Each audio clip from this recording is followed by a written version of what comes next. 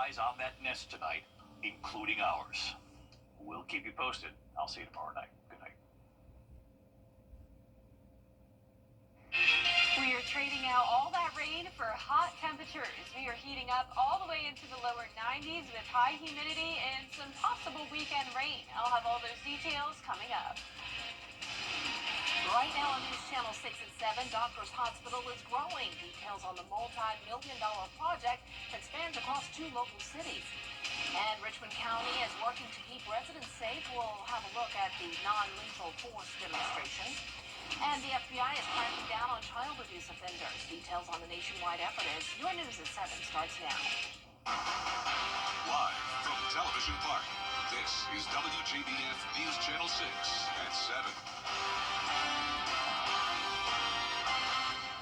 Good evening, everyone. I'm Dee Griffin. Thanks so much for joining us. Coverage you can count on begins in Richmond County, where an investigation is underway after a woman was stabbed multiple times. It happened Tuesday at an apartment complex on Windsor Spring Road. She was taken to the hospital in critical condition.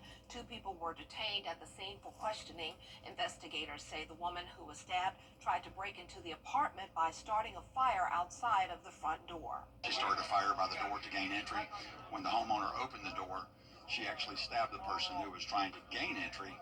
That person then left the scene, called 911, said she had been stabbed, but the investigation revealed she was stabbed in self-defense as she was trying to enter someone else's apartment. The woman has now been released from the hospital and has been booked into the Webster Detention Center. She's being charged with arson and criminal trespassing. Additional charges could be forthcoming. The Richmond County Sheriff's Office is looking at ways to resolve conflicts before they turn deadly. They joined other law enforcement agencies this morning for a training demonstration. They got to see products from Pepperball, a company that makes non-lethal weapons for law enforcement. The sheriff says it's an option they're looking into as his deputies are encountering more people with mental illness. They really don't fully understand what they're doing because they don't have the mental capacity to process what's actually going on. And so this is one of the ways we can still accomplish our goal of bringing some sense of normalcy to the situation. You'll find the technology from Pepperball at more than 5,000 law enforcement agencies across the country, including here in Georgia at the Cobb County Sheriff's Office. Well, time now for a first check of our weather with Chief Meteorologist Jennifer Tranchi. And the clouds were out there a little bit today, but it wasn't a bad day. Yeah, mix of sun and clouds again, mostly dry. We only had a few spotty showers, but luckily nothing like the rain we had over the previous few days. Right now on our Terry Lambert Hyundai Skyview cam, it's mostly sunny and breezy there in downtown Swainsboro. Our almanac for Augusta Busch Field shows a low of 64, very summer-like low temperature there, and a high of 86, right on track with average for this time of the year. Around the CSRA, we're sitting in the low to middle 80s right now, 82 in Thompson, 84 at Augusta, Louisville and Millen both at 85. Gibson, you're at 82 and 80 in Edgefield. Our dew points are still high despite it being dry. We still have plenty of moisture around. So with the heat on the rise, it's also going to be feeling very humid. So keep that in mind as we move forward this week. Winds are coming out of the southwest, 7 miles per hour in Augusta, 11 in Edgefield, a nice breeze. And our satellite and radar is showing a few clouds passing by. We had this one shower develop originally in Richmond County, moved across Beach Island, and is now in Aiken County, but faded away. Our satellite and radar is showing more shower and storm activity around Myrtle Beach up to Virginia Beach, and then a warm front to our west, some showers in Alabama. So overnight tonight, we could see a few spotty light showers, but for the most part, it will be dry, keeping things completely dry through 11 p.m., going down to 70 degrees. And looking ahead, you can see a high of 89 tomorrow, a high heat index on Friday with the actual temperature even up to 93 degrees. A mostly dry weekend for us, but we can't rule out some typical late day storms. I'll have a look at your futurecast for that coming up shortly, but back to you, Dee. All right, thanks so much. We'll see you then. The Augusta Riverwalk is now temporarily closed to allow for post-Helene cleanup. The cleanup is expected to take 2 weeks due to large items like tree stumps, large limbs, and root balls along the Riverwalk. The Deputy Director of Augusta Parks and Rec Maintenance Division says the public has never been in any danger at the Riverwalk prior to the cleanup. They are in the final 2 phases of getting the Riverwalk ready for people to enjoy again. Today started the first phase. That'll be the 14th through the 20th. Then we'll be back on the 23rd through the 26th, finishing up the second phase, where we'll finalize getting all of the stuff from the 5th Street Bridge and Marina area all the way down to 13th Street, getting all that stuff accessible and out of the way. The Saturday market will be open and operate its normal hours during this closure.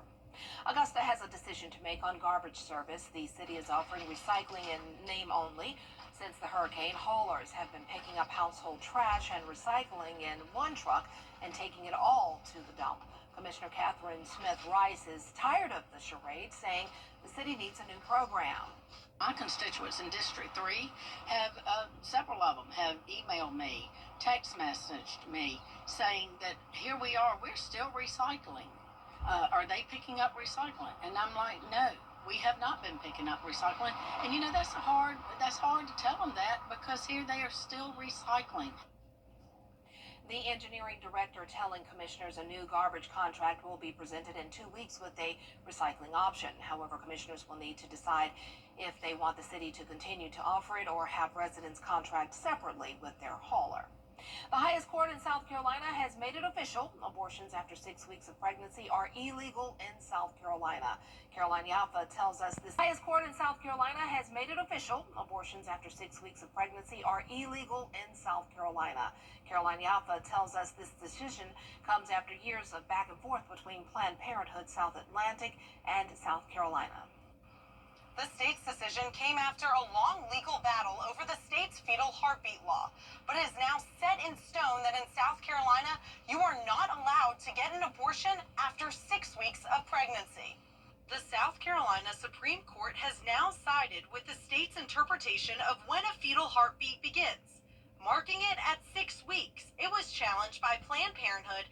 They argued it's around 9 weeks. Governor Henry McMaster says the court's ruling has defended the right to life, and time again, we have prevailed. His office sent me this statement that reads in part, "Today's ruling is another clear and decisive victory that will ensure the lives of countless unborn children remain protected, and that South Carolina continues to lead the charge in defending the sanctity of life." Paige Johnson is the president and CEO of Planned Parenthood South Atlantic. She said lawmakers are harming families and destroying the healthcare system. She sent me this statement that reads in part, "Justice did not prevail today, and the people of South Carolina are paying the price. Planned Parenthood South Atlantic will continue to do everything in our power to ensure patients receive the care they need and fight for their ability to control their own bodies, lives, and futures." Jace Woodrum from the American Civil Liberties Union sent me this statement that reads in part, "Many people do not find out they're pregnant until after the 6-week cutoff, and the list of exceptions is so narrow that doctors are struggling to provide life-saving reproductive care for fear of criminal prosecution. There is still a bill in the State House that would ban abortion completely, except for emergencies." In Columbia, I'm Caroline Yaffa. A local hospital is making a big investment into its future here in Augusta. Doctors Hospital is investing more than $150 million to continue to meet the healthcare needs of the growing community. The projects range from a freestanding ER in Evans, expansion of 2 hospital towers at the main campus, renovations for program growth, extensive renovation and upgrading equipment across the hospital, and developing a graduate medical education program. We want to make sure that we continue to meet the healthcare needs of our community, and we know as the population in the CSRA continues to grow, we want to make sure that we're able to grow with our community and serve our patients' needs.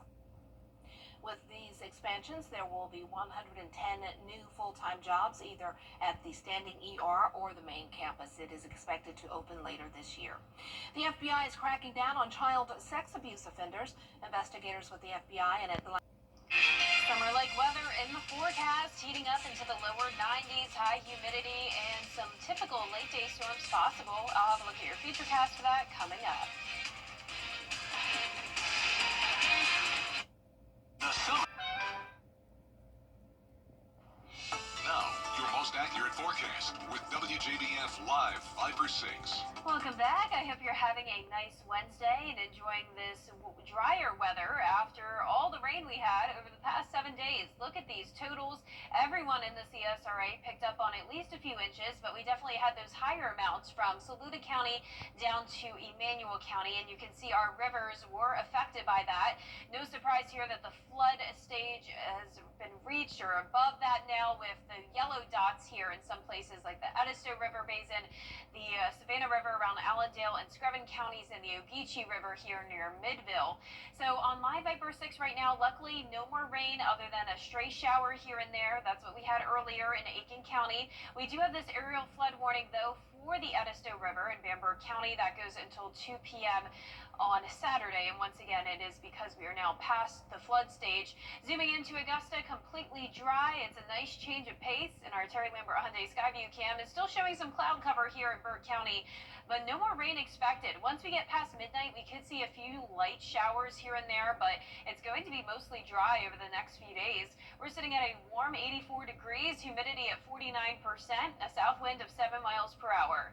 Low to mid 80s right now across the board. All of us warmed up to above 70 degrees for the first time in a while. We've had a lot of 70s lately with all the rain, of course, and you can see what places are still dealing with the rain based on only 72 degrees up towards Raleigh, and you can tell which places are completely dry and sunny, and that would be out towards Texas and Louisiana, with some places now in the 90s. Our satellite and radar is showing the last of that low pressure system churning here, bringing scattered showers and storms to our coastal areas of North Carolina and Virginia. A warm front is across Alabama, and there's some showers below that, so that's some of the rain that'll be moving in overnight, but I'm talking just a couple sprinkles, nothing significant. Mostly sunny skies for your Thursday, starting out in the mid 60s, mid to upper 80s in the afternoon. We've had several days so far this year up to around 88 to 89 degrees, but believe it or not, we have not had our first 90-degree day yet. On average, that happens on April 27th, so we are behind schedule. So I know 90 degrees, some of us aren't ready for it yet, but it is time for it. Last year, though, it happened pretty late as well. It took until the end of May to reach 90.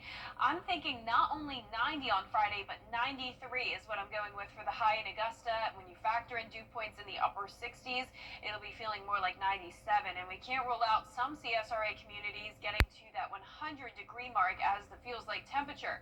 Now, let's take a look at how hot the car is when the air temperature is 90 degrees. It only takes 20 minutes for the inside of your car to reach 119 degrees. It's very important this time of the year to remember to remove any children or pets from your car. Do not leave them locked in a hot car for even just a couple of minutes. It's very dangerous. We won't have a lot of rain to cool us down either, just 20% chances Saturday through Monday. You can see Friday night's expected to be dry, but we do have this cold front approaching. And by Saturday evening, we could have a few isolated showers and storms, not looking very promising. But just keep that in mind if you're headed out maybe to the lake or watching the sunset. Just don't be alarmed if you do run into some rain. A little bit of a higher rain chance overnight into early Sunday morning, but by around 8 a.m. on Sunday, we're looking dry again. This front will stall out, though, and that'll bring us some additional pop-up showers and storms possible on Sunday evening. Now, our low temperatures tonight will be in the low to mid 60s. The next 10 days showing those highs climbing into the 90s, and next week mostly dry and hot as well. Now back to you, Dee. All right, thanks so much. WJBF and our Giving Your Best partners are collecting items for Compass for Hope. It's a community-based organization that helps the homeless in the CSRA, and they provide travel-sized toiletries to those they serve to help maintain hygiene and the opportunity to wash dirty clothing. It's being held right now, and then items being collected include travel-sized toiletries, men's clothing, socks, hats, belts, sunscreen, chapstick, and water bottles. You can drop off items Monday through Friday, 9 a.m. until 5 p.m. here at Television Park, now through May 26th, and we appreciate you helping out. Well, still ahead, it is day 2 of the trial of hip-hop mogul Sean Combs, also known as Diddy. The latest on the trial, when coverage you can count on continues. Morris Opticians is having a sale. Buy one set of glasses and get one. Our News Channel 6 mobile app is now even better. Download it today. This may make you feel old. Pac-Man is turning 45. Oh, boy. The iconic game is celebrating by teaming up with Krispy Kreme with a new donut collection. There's the Pac-Man Party Donut with buttercream flavored icing, another filled with chocolate flavored cream, and one with a strawberry flavored cream. Wow. The chain is also giving away 45,000 original glazed donuts this week. Anytime the hot light hours sign is on, my son and I love going through when the hot light sign is on. There's a limit to 1 donut per guest per day. Those look good. I may need to go there tonight. Yeah, my son and I, we're pros at seeing that spot in that red light when we go in. We go to the Yeah. drive-thru and get us a donut. Oh, I love some Krispy Kreme, Hot and ones, I love too. some Pac-Man, too. Yes, me too. Well, our forecast is showing pretty nice weather, but it is heating up. Mostly sunny and 89 tomorrow, low 90s this weekend with just a 20% chance of rain. All right, thanks so much for joining us. We really appreciate you. Entertainment Tonight is next. Have a great but safe evening.